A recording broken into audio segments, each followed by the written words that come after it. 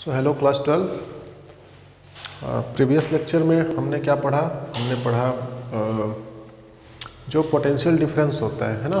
तो थोड़ा सा रिकॉल कर लेते हैं। पोटेंशियल डिफरेंस हमने क्या देखा था कि दो पॉइंट थे यूनिफॉर्म इलेक्ट्रिक फील्ड पे, और उस यूनिफॉर्म इलेक्ट्रिक फील्ड पे जो पोटेंशियल डिफरेंस हमारा आया था VA माइनस VB, वो क्या था? That is equals to E dot, और you can say E dot RAB okay cos theta, ये था। और इस पे हमने केस देखा था, स्पेशल केस या एक केस बोल सकते हैं इसको। स्पेशल केस जो था हमारा कि इफ़ अगर इंटेंसिटी एंड पोजीशन वेक्टर है ना, intensity and position vector they both are in similar direction और इन सेम डायरेक्शन, तो क्या होता था हमारा कॉस थीटा की वैल्यू क्या हो जाती थी? 0, थीटा की value 0, so cos 0 would be 1। तो नेट पोटेंशियल डिफरेंस इसको मैं VD से भी इसको रिप्रेजेंट कर सकते हैं, that is VD is equals to E dot R। Clear? So कई जगह पे आपको इस R की जगह पे D भी देखने को मिलता है। तो D वाले केस में होता क्या है बेसिकली कि वहाँ पे अपन किसी सिस्टम ऑफ चार्ज के यूनिफॉर्म फील्ड की बात नहीं करेंगे। वहाँ पे ये होता है जैसे दो प्लेट्स हैं या दो सरफेस हैं। अब सरफेस के अंदर ही इस सरफेस पे अगर हम कोई दो पॉइंट ले लेते हैं तो इन दोनों के बीच का जो डिफरेंस होता है अगर वो D है तो हो तो वही रहा है, दो पॉइंट के बीच का डिफरेंस ही कंसीडर कर रहे हैं। तो इस फॉर्मूले को एक और तरीके से लिख सकते हैं अपन, VD is equals to E dot D। ठीक है, ये दो तरीका है पोटेंशियल डिफरेंस को एक्सप्रेस करने का। चलिए तो आगे बढ़ते हैं। आज जो आपका टॉपिक है वो टॉपिक आपका है आज इक्विपोटेंशियल सरफेस, है ना। तो नया टॉपिक है लेकिन बात इसमें कुछ नई नहीं है, वही जो आप पढ़े हो, सिमिलर कंसेप्ट है। अगर आपको फर्स्ट चैप्टर आता है अच्छे से तो इजीली आप इसको फाइंड आउट कर सकते हैं। तो आज आपका टॉपिक है जो वो है that is equipotential surface. Equipotential surface, है ना। अब नाम से ही समझ में आ रहा है इक्वी का मतलब क्या होता है, इक्वल, हर जगह पे इक्वल। पोटेंशियल का मतलब तो पढ़ ही लिया आपने पोटेंशियल, और सरफेस का मतलब एक सरफेस, ठीक है।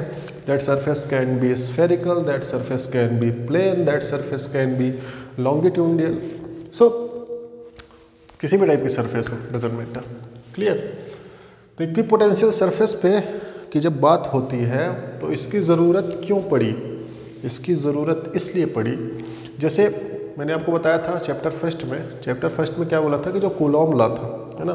तो Coulomb law is not applicable for the like big masses, okay, और द कंटिन्यूअस डिस्ट्रीब्यूटेड चार्जेस। अगर कोई आपके पास एक मैटर है, कंप्लीट है, ओके, और उसमें चार्ज डिस्ट्रीब्यूटेड है, so Coulomb's law is not applicable for that. So solution was we have to cut out the unit charge, और we have learn about the linear charge density, surface charge density and volume charge density as well. So in this case ऐसी कुछ condition बनी थी potential में भी। तो जब potential की अपन बात कर रहे हैं तो पोटेंशियल में अभी जब पॉइंट चार्जेस का तो आपने निकाल लिया, डाइपोल का भी आपको पता चल गया, लेकिन अगर सरफेस है तो सरफेस से कैसे डील करना है। क्लियर? सो यहाँ पे सपोज अगर एक इक्विपोटेंशियल सरफेस की बात कर रहे हैं अपन, जैसे मान लो एक चार्ज रखा हुआ है, हमने क्या let Q plus Q charge is present over there. Clear? So plus Q charge अगर एक सिंगल चार्ज, यूनिट चार्ज रखा हुआ है, तो ये जो चार्ज है ये कैसी इक्विपोटेंशियल सरफेस क्रिएट कर सकता है, कैसे कर सकता है? तो सिंपल मैं बता रहा हूँ। अगर इससे एक सर्टेन डिस्टेंस पे, इस डिस्टेंस पे अपन क्या करते हैं, कोई पॉइंट कंसीडर कर सकते हैं, ठीक है ना। अगर इस चार्ज से मैं एक सर्टेन डिस्टेंस पे कोई पॉइंट कंसीडर कर लूँ, या तो ये जो पॉइंट है, इस पॉइंट के रिगार्डेड जितने भी साइमेट्रिकल पॉइंट होंगे, है ना, क्या होंगे, इस पॉइंट से रिलेटेड जितने भी साइमेट्रिकल पॉइंट होंगे, तो उनको अगर कंसीडर कर लिया जाए in equal distance, so it will look like in such a way, है ना, एक सर्कल टाइप का क्रिएट हो जाएगा। अभी मैं सिर्फ एक 2 डायमेंशनल शेप की बात कर रहा हूँ। कैसा क्रिएट हो गया? सर्कल।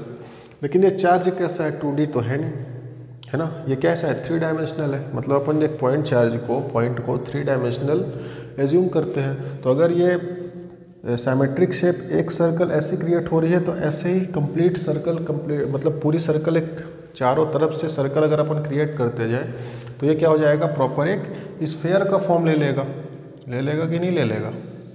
जी ज़रूर ले लेगा। So we can say it look like in such a way. और ये सेंटर से आप रेडियस डिस्टेंस कंसीडर कर सकते हो, तो सभी डायरेक्शन।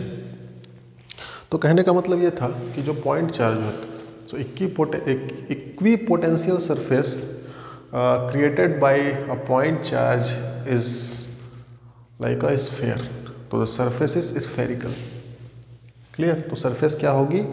स्फेरिकल होगी। किसकी? इक्विपोटेंशियल सरफेस की। कौन बनाएगा? Point charge. तो पॉइंट चार्ज की वजह से जो इक्विपोटेंशियल सरफेस हुई वो क्या हुई? That is spherical. अब इक्विपोटेंशियल क्यों है? पोटेंशियल इक्वल क्यों है? क्योंकि डिस्टेंस इस चार्ज से सभी का क्या है? बराबर ही है। आपने फॉर्मूला भी पढ़ा है ना कि क्या होता है V is equals to KQ/R। अब R क्या है? That is the radius. R radius हो जाएगी तो हर एक जगह पे पोटेंशियल क्या होगा? सेम होगा, क्लियर। अब दूसरी बात करते हैं। सपोज ये तो पहला केस हो गया आपका, ठीक है। अब इस पे जो इम्पोर्टेंट है वो देख लेते हैं। सपोज लीनियर चार्ज डिस्ट्रीब्यूशन, मतलब चार्ज डिस्ट्रीब्यूशन कैसा है आपका? लीनियर चार्ज डेंसिटी लैम्डा पढ़ा है ना। तो इस केस में जो आपकी इक्विपोटेंशियल सरफेस होगी वो कैसी बनेगी? तो सेम करना है, एक सर्टेन डिस्टेंस पे एक पॉइंट लिया और इसको 3D शेप में घुमा दिया दोनों तरफ, तो एक सिलेंड्रिकल शेप बनेगा। जैसे आपने गॉसियन सरफेस एज्यूम की थी, तो गॉसियन सरफेस भी क्या थी? क्लोज सरफेस थी due to clear.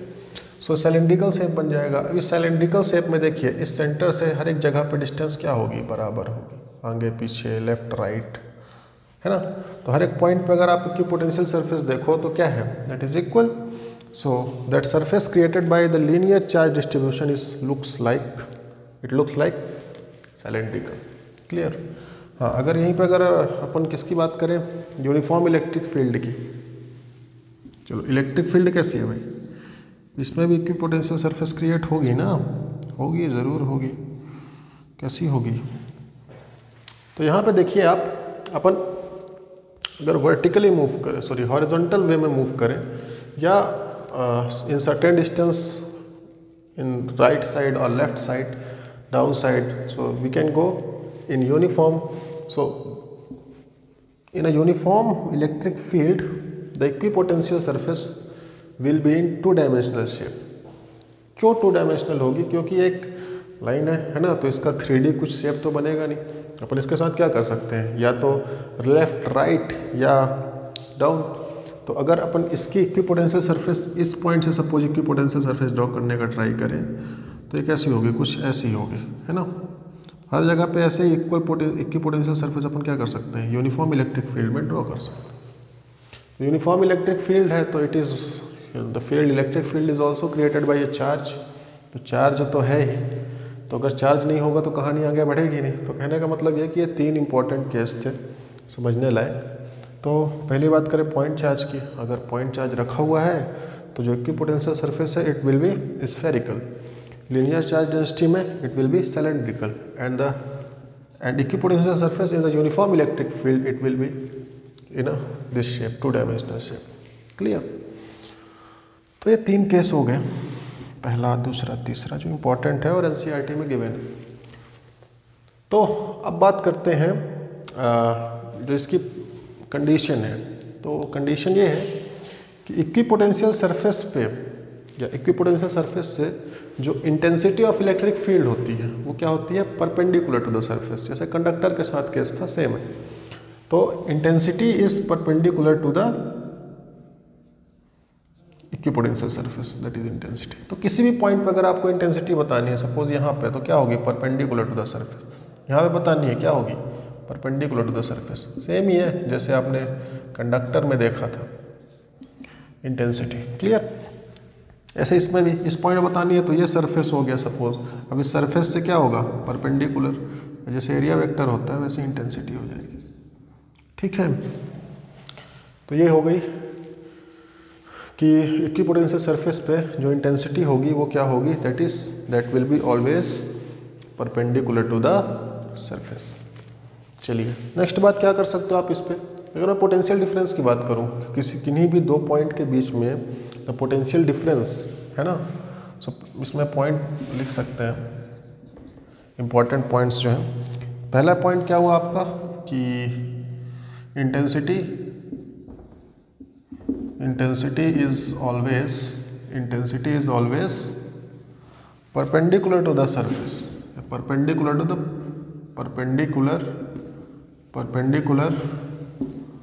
to the equipotential surface. Clear? Equipotential surface.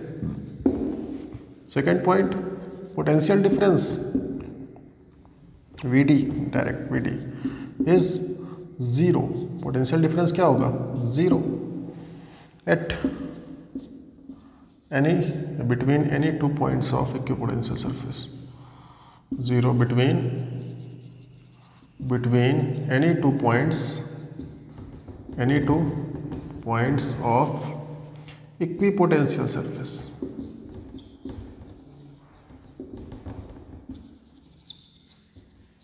ठीक, तो ये दो बातें हैं इंपॉर्टेंट इसके बारे में।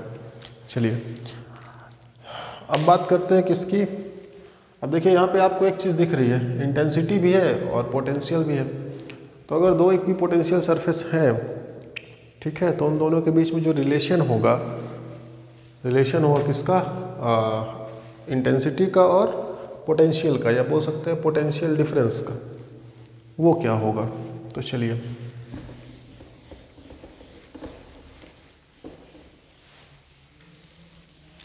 let's discuss about that। तो एक दो पॉइंट आपको और मिल जाएंगे यहाँ पे समझने वाले, ठीक है ना। तो relation between E and V, relation between intensity and potential at on between two equipotential surface, two equipotential surface है ना। तो टू अपन बोल रहे हैं, क्यों बोल रहे हैं, तो यहाँ पे करना क्या है, आपको करना ये है कि दो सरफेस ले लेनी है, दो सरफेस जो क्या हो आपकी इक्विपोटेंशियल सरफेस। चलिए मान लिया कि पहली सरफेस आपकी क्या है, ये है ना, this is your first equipotential surface. और एक और सरफेस ले लेते हैं,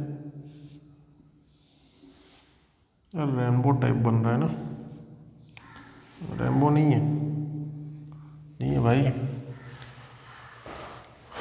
तो अब यहाँ पे बात ये करते हैं कि दो सरफेस हमने अलग अलग कंसीडर कर ली। क्या कंसीडर कर ली, इसको बोल दिया मैंने क्या, सरफेस ए, क्या बोल दिया, सरफेस ए, और इसको बोल दिया क्या, सरफेस बी, क्या बोल दिया, सरफेस बी। क्लियर। तो यहाँ पे ध्यान देने वाली बात ये है कि इस सरफेस से, ठीक है, इस सरफेस पे मान लिया हमने क्या है, पोटेंशियल V है। क्लियर। और इस सरफेस से अगर अपन ये जो सेकंड सरफेस है वो suppose DL distance, delta L distance पे है। डेल्टा का मतलब चेंज है ना। तो जो पॉइंट्स हैं दोनों के, सपोज दो पॉइंट्स हैं, तो इनमें चेंज कितना है, डेल्टा L। क्लियर। मतलब एक सर्टेन पॉइंट ले लिया यहाँ पे कहीं पे, और उस पॉइंट से जो चेंज इन डिस्टेंस है छोटी सी, क्योंकि टोटल तो पता नहीं है, तो छोटी सी डिस्टेंस जो चेंज हो रही है, चेंज इन लेंथ हो रही है, चेंज इन डिस्टेंस हो रही है, उसको मैंने क्या बोल दिया, डेल्टा एल। अब जब अपन डिस्टेंस आगे बढ़ाएंगे तो अगर इस पे पोटेंशियल V है तो इस पे पोटेंशियल कुछ ना कुछ क्या होगा, चेंज होगा, होगा कि नहीं होगा, होगा। तो जो चेंज इन पोटेंशियल है उसको मैं बोल रहा हूँ V प्लस डेल्टा V, है ना। कंफ्यूज नहीं होना है। प्लस क्यों लिए, प्लस इसलिए लिए क्योंकि कम हो रहा कि ज़्यादा हो रहा है वो तो सॉल्व करने के बाद ही पता चलेगा। तो डिस्टेंस बढ़ रही है तो कम ही होगा, लेकिन चेंज तो हो ही रहा है ना, तो अगर कम हो रहा है तो इसको नेगेटिव ले सकते हैं, तो वो डिफरेंस दिख जाएगा। तो बात तो ये था सेटअप। दो इक्विपोटेंशियल सरफेस है, सरफेस ए सरफेस बी, जो डिस्टेंस चेंज इन लेंथ नहीं है, चेंज इन डिस्टेंस है, that is delta L. Clear. So ये क्या है, डेल्टा एल, और इस पे पोटेंशियल क्या है आपका V, और इस पे क्या है आपका V प्लस डेल्टा V। तो अब इसकी डायरेक्शन क्या होगी, इंटेंसिटी की ये होगी। क्यों होगी, चलिए देखते हैं। मतलब जिधर पोटेंशियल डिक्रीज हो रहा है उस वाले केस, या पोटेंशियल कम हो रहा है, डिक्रीज हो रहा है। तो बात कर लेते हैं किसकी, पोटेंशियल डिफरेंस की। अभी आपने इंटेंसिटी वाले टॉपिक में सीखा है कि पोटेंशियल डिफरेंस होता क्या है। तो potential difference is actually equals to E dot d. पर यहाँ पर टोटल डिस्टेंस पता नहीं है, तो इसको रिप्लेस कर देते हैं किससे, डेल्टा एल से। क्लियर। इसको रिप्लेस कर दिया किससे, डेल्टा एल से। अब डेल्टा एल से रिप्लेस करने के बाद आप देखो, एक आपने और पोटेंशियल डिफरेंस VD, इसको इक्वेशन फर्स्ट ले लेते हैं। और पोटेंशियल डिफरेंस ये भी देखा है कि VA माइनस VB, तो VA क्या है, V माइनस सेकंड पोटेंशियल क्या है, V plus delta V। Second equation, दो इक्वेशन दिख रही है आपको ना, दोनों रिलेशन है, दोनों को कंबाइंड करो तो आप इजीली इक्वेट कर सकते हैं। क्या कर सकते हैं कि E dot delta l is equals to V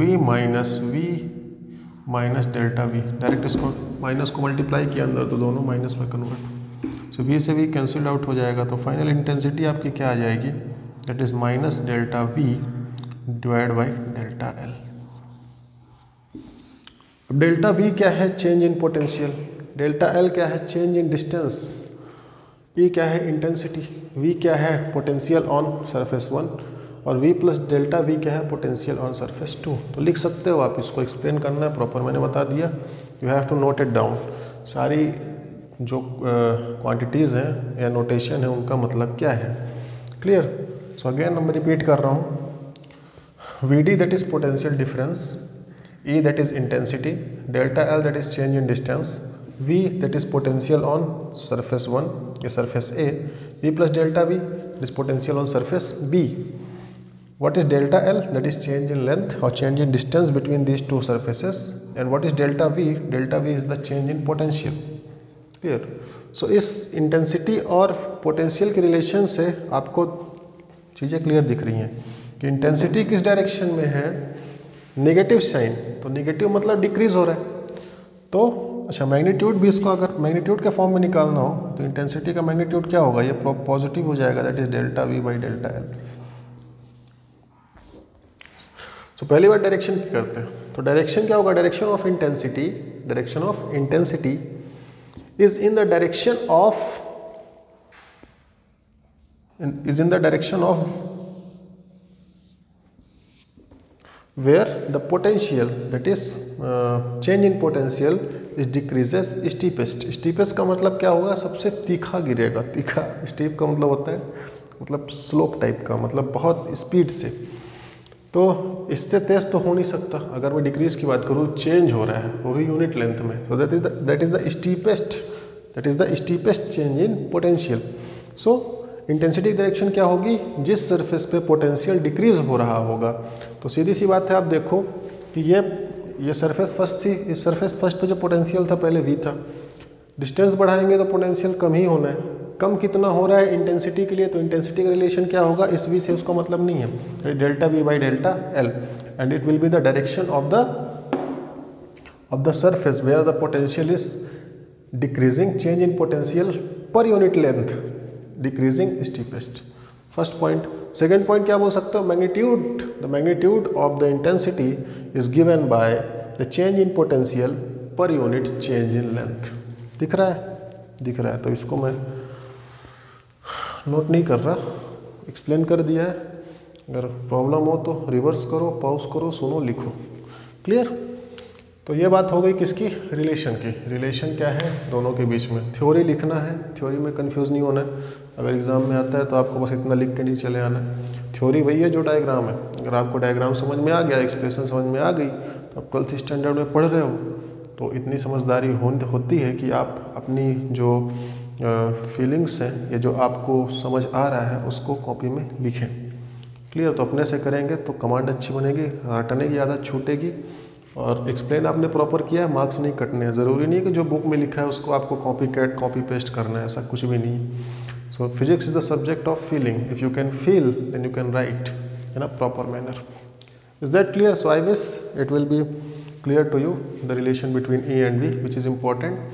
सो जो आपका नेक्स्ट टॉपिक है, नेक्स्ट टॉपिक जो आपका है that is according to NCERT, so that is potential due to system of charges. छोटा सा टॉपिक है, इसको डिस्कस कर लेते हैं, फिर पोटेंशियल एनर्जी अपन नेक्स्ट लेक्चर में देखेंगे.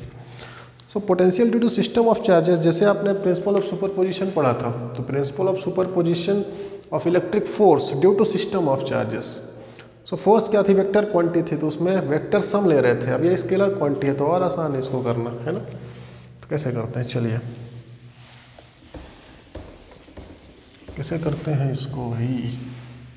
Potential due to system of charges.